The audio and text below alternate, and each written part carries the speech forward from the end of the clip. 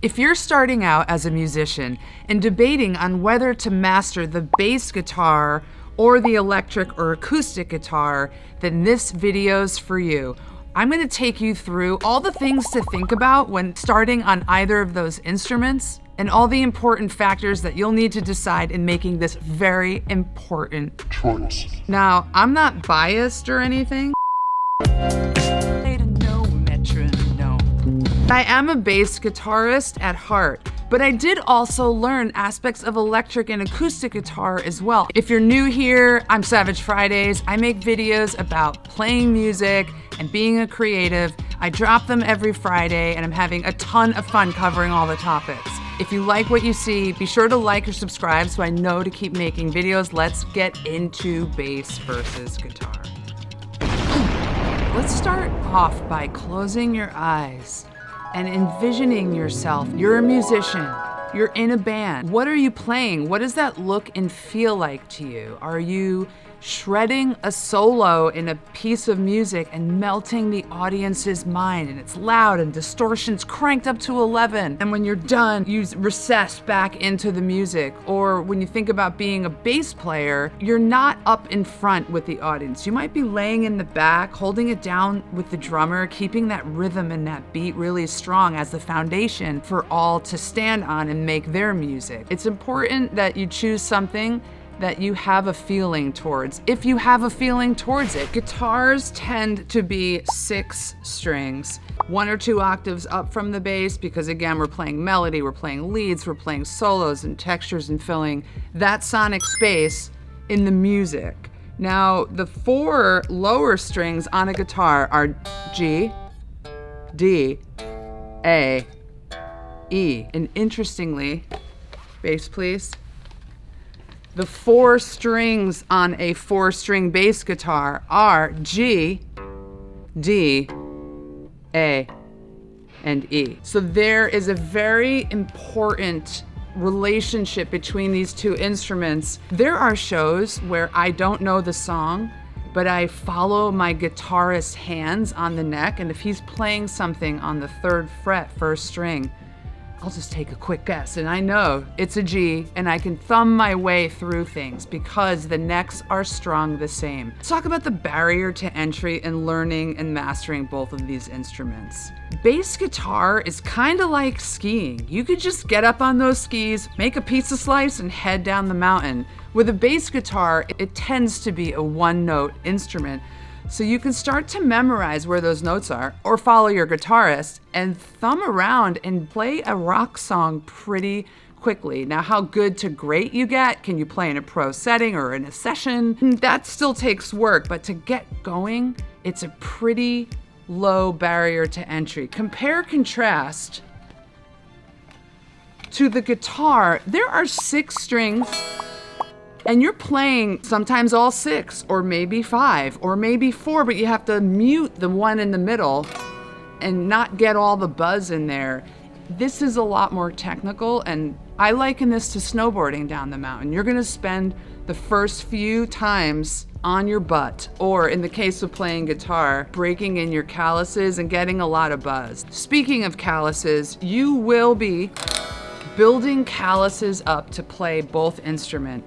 And I'm sorry to break this very sad news to you, but they are different calluses. The guitar ones, the strings are so much thinner, and so you're building up a density in your fingertips that is, I don't even know how to explain it other than and there will be blood. Now, when you're playing the bass guitar, because these strings are so thick and you're holding one down with precision, strength in finger and anchoring on the wrist becomes a really important set of muscles to build on.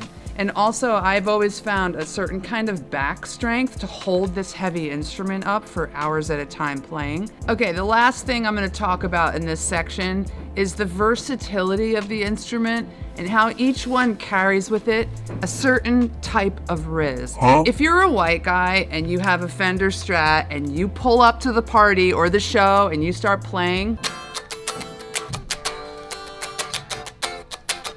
there's something really cool and fun and powerful about the guitar and how it wins people over because of the melody, because of the sound and the tone when the amps are on. However, a lot more women and girls playing bass, and let me tell you what I've learned from experience.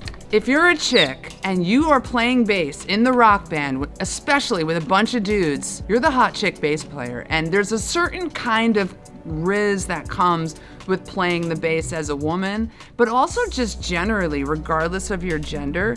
There's something so cool and smooth and underrated about playing the bass guitar. Bass can really make the party move or the dance song come to life and be responsible for things that are a part of movement and moving the audience. Let's get into this next part and talk about the price of these instruments. Whether you're a beginner or a super advanced pro, there's instruments in the guitar family and the bass family available at every price point. My first ever bass was a $200 Squire Precision bass. My first ever guitar was a $200 Yamaha acoustic guitar.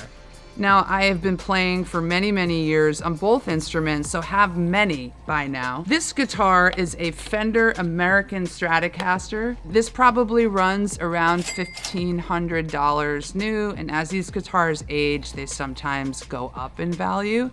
And very similar to this guitar in price is this Fender American Precision bass. I got this new in 2010. I think it was $1,300 then, and it's probably aged a little bit in value in price. So guitars are more or less on the same level. Now, switching over to the accessories that you need with either bass or guitar and the amplification, whole other story. Whole other story. When it comes to playing the bass guitar, you can get away with having a tuner, a cable, and an amp, and nothing else. When it comes to this, to playing guitar in a live setting especially, the amps go up and up and up and up and up, and the guitar pedals, bro, they are endless. And I have guitarist friends who have hundreds of pedals in their pedal library that they pull out for different shows in different settings each night. So to summarize all of that, guitar is gonna probably get more expensive down the road as you keep exploring different sonic palettes, whereas the bass guitar, less so you might just wind up buying more basses. Let's get into our last section here, transferring skill and knowledge from one, the bass or guitar, to the other. Now, when you learn guitar, you learn your chords, you learn your neck positions, you're ultimately learning where all the bass notes could hit. So you could know something on the guitar, and I can immediately pick that up and thumb that out on the bass. I'll tell you what I notice as a bass player. I can tell when a bass player was guitarist first because number one, they tend to always need a pick because they're real pick style players. And number two, I think they play too many notes. Don't tell anyone I told you this. Shh. Don't tell anyone I told you this. But they'll make bass lines that are like, they're always doing these like,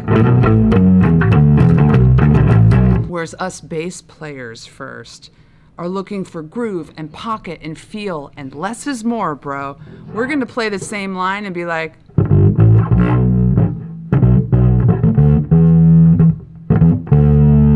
now it's time for the battle. Ring. Round one, fight.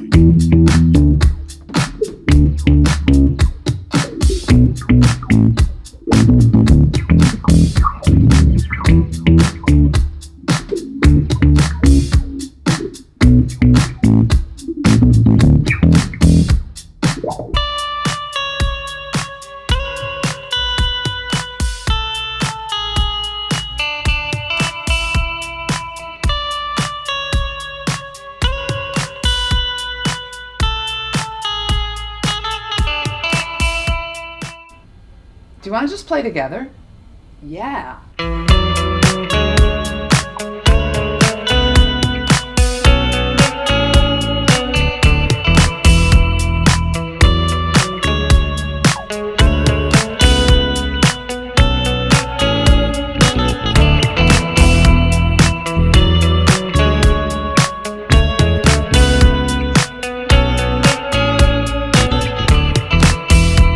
Let's get started on bass versus guitar.